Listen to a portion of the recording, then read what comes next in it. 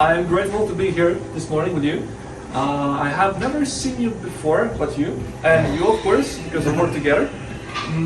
Will be fun to share my thing, which I'm working on for the last 2, even more years, because before starting this business, we actually were working on similar product for children, because pets and children have something in common. They don't actually speak up until a certain age. And pets never speak, but children, they start to learn things, and then they have such a attractiveness attached to them, because people like to have pictures and all these things. So very often, and in China in particular, recently people have to choose between one or the other, and based on statistics, and I'll show you that as well. Very often nowadays in modern society, people choose to have pets instead of children because of many reasons. Okay. Okay. You're the baby boss. Yeah. The movie Baby Boss. Baby boss, yes, boss baby, yes. Oh, boss baby. So maybe shortly about myself before I dig into the thing. So since 2020, we run this company here in Hangzhou. But before that, I'm coming from Latvia, where I was doing design projects, including mostly stage designs, like scenography, for opera house, for open air theaters, or open air stages, for bands, so on and so on. So I'm a graduate of Jeddah as well, in 2019. Before that, as I said, I'm from Latvia, that's over there. And Hangzhou is over here, so 8,000 kilometers apart. Education, that's my capital, Riga. That's where I learned to have beautiful things and appreciate beautiful things. That's where I learned to be an architect. And after that, I also studied business here in Jeddah. That's my hometown. That's my relation to the pets or to the stock as well. The picture is real. That's my yard, backyard. Animals are not though. Otherwise, I had to mask them because they also have their private life, you know. Yes. So it's like Instagram does things to blur some images. So I did the same thing with my pets. So I grew up among horses. Thousands of chicken, hundreds of rabbits, and all these things. So that's my connection with the thing. Interestingly, the same thing it happens with people. So at this point in 2007, it's the first time when urban society outgrew the rural society. So since 2007, there are more people living in cities than not. And it's not an accident actually, but it seems, and it's a fact that the same thing is happening with pets. So there are more and more pets following people and now living in cities instead of living in their natural environment, as for example, as where I grew up. Did just a map with some cities in China, so you can see the 10 million cities in Hangzhou, I guess, is also the 10 million city already. And that's of pets, right? This is right now of people. I'm Okay. still keeping building. So moving to the pets, there are small slides. I think it's not that important right now to see them, but the point is there are several breeds that are popular for several, like for particular cities. It's actually a very complex thing here in China because basically each city and each district, they have their own regulations, which pets, which breeds of dogs and cats can be held in homes and which cannot. And it's not even the same thing among cities. So in Shanghai, you can have a few breeds you can have in Hangzhou and vice versa. So this is very complex also informational, like there's so many things to know about. So this is also one of the things we're planning to tackle, is just to combining these things and having like it into one Xiaoqingshu, for example, where you can follow these trends. Maybe just a few of them. The most popular one is Labrador, Golden Retriever, small ones, Teddies, Corgi. So these dogs are good. However, people also they're looking forward to have something bigger, which is not allowed in Hangzhou, for example. Yeah, but again in Shanghai it's still possible. Yeah. So it's very tricky. It's something to keep an eye on. But right now the industry or the pet, how shall we call that? It's changing, and Chinese government also is still looking for which are good. Like they are still looking for the borders and the lines. It's still changing. So an example of Shanghai, so these dog breeds are not allowed. You cannot have them. One of our Yeah, there on text you can see the Hangzhou. Then you can see that some like these ones are the ones that are not allowed in both cities, both in Hangzhou and Shanghai. But there are other ones that are special. Just another example. There are many dogs, many breeds. Yeah.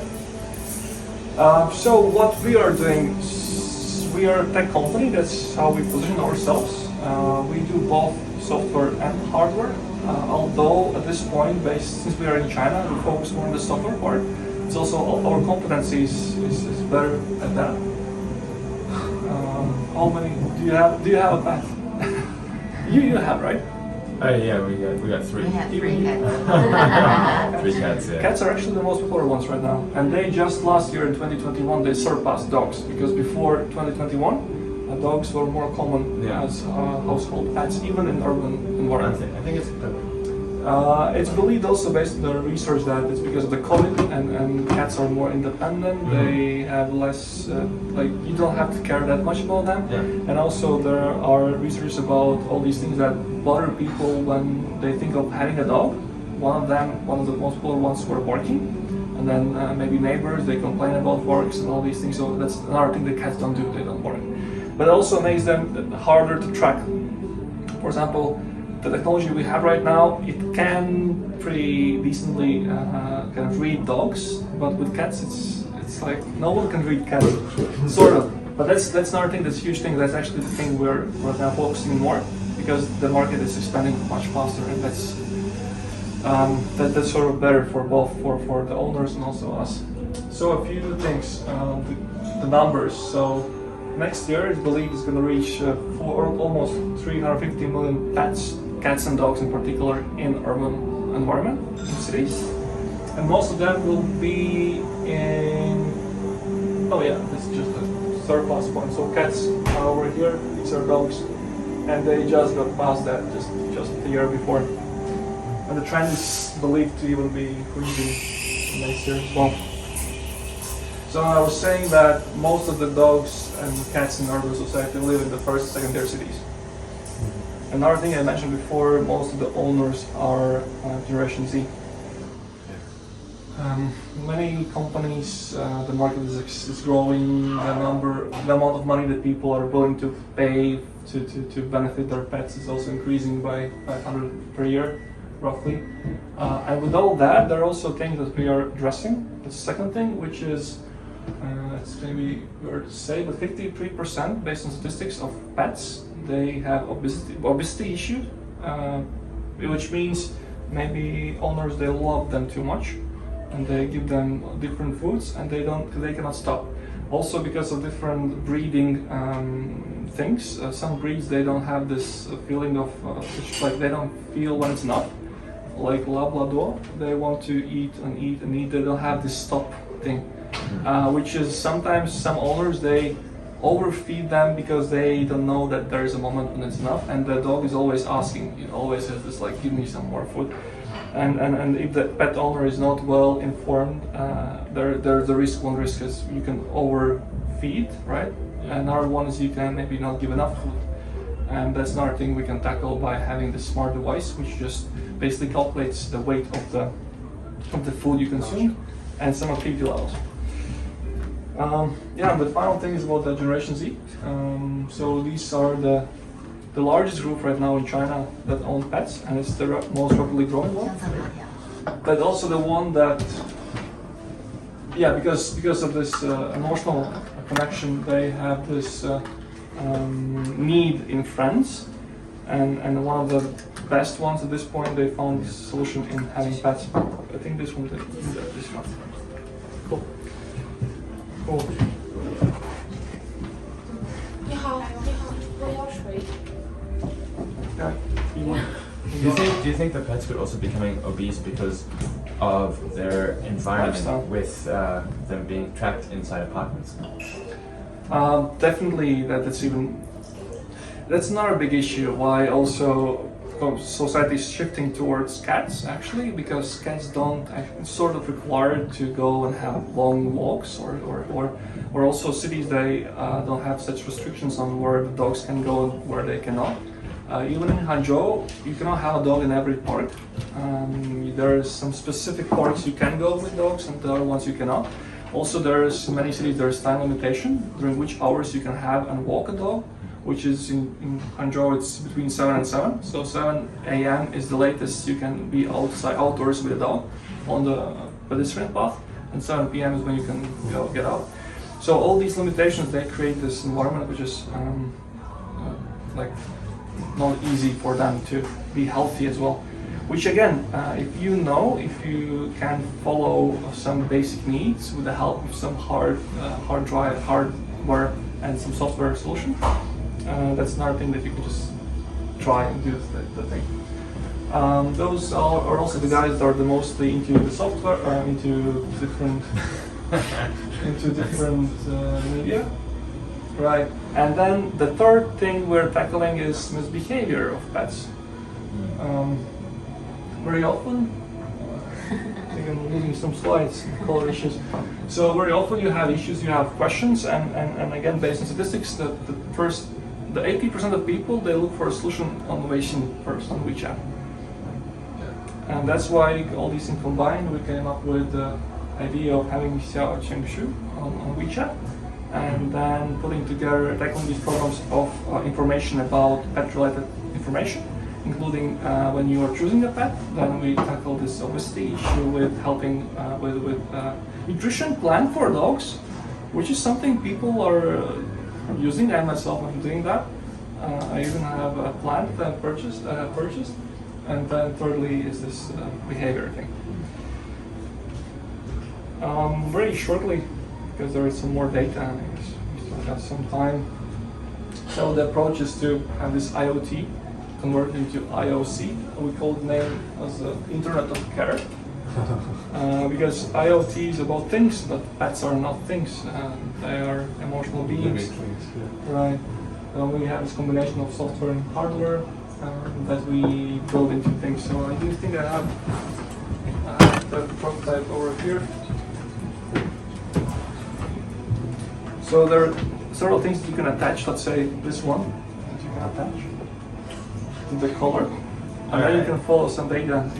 This one already collects acceleration. It collects the gyroscope movement, and that's it at this point.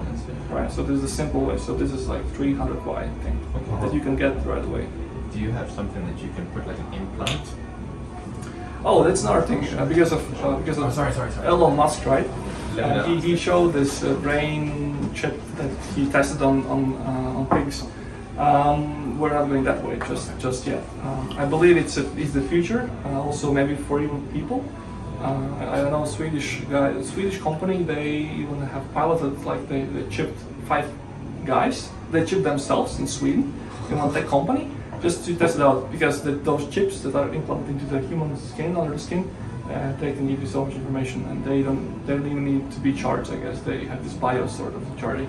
Anyway, that's the future. I mean, we'll get there. It will be cool to know more about that and implement that. So roughly, that's the device. So you have it attached, then you have all these sensors inside. Then it communicates to your router, because the pet most of the time it spends at home.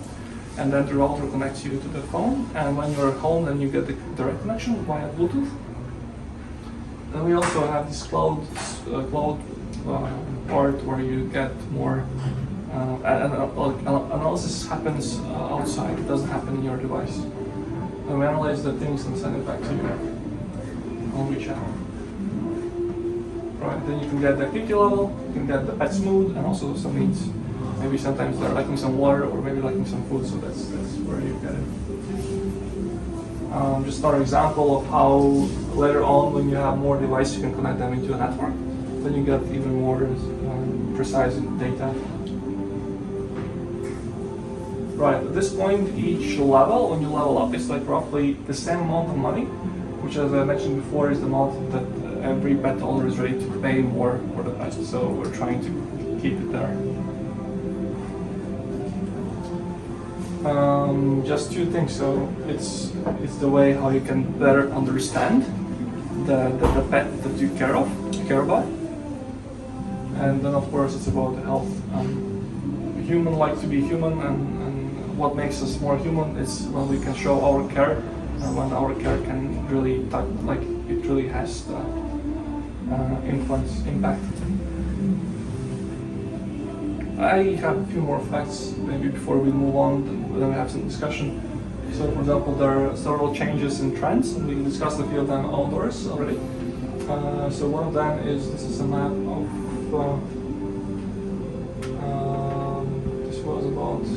this was just about the change of cats and dogs, and it shows that cats just surpassed dogs, which was something that was expected already a few years ago, because based on our 2018-19 research that we built our idea on, it just has proven right. So which means people know what they're writing, at least about this industry. So this is about digital environment. So again, these trends are repeating most of the time. So we talk about more digital, especially because it's Generation Z driven. So any sort of gamification, any sort of things that they are more familiar with. Generation Z, they know how WeChat works, they know how to build an APP, how to do some HTML files and all these things. But they maybe lack some practical skills of how to deal with person to person or pet to person or person to pet. So this is something that again technology can help if you bring it together. And again, it's no magic. Like unfortunately, as you mentioned before, there are some researchers done maybe fully AI or like fully automated robot or something that takes care of your pet. But at that point, the question is, why do you have a pet in the first place? Another thing also we are very interested in is alternatives to pets. Let's say you can have automated dog, you can have a robot dog, you can have maybe a plant that just is more interacts with you as a person. Just maybe you can give some voice to that plant, yeah, for a cactus, for example. So all these different alternatives is another thing also we are looking forward to, although our technology right now is more based on motion, which means we need someone that moves, but I mean, technological part is limitless, so it's something we're looking forward to. We'll be happy to work with anything that technological advancement has to give. So that's long story short, I guess. Cool. Thank you. 15. Yeah.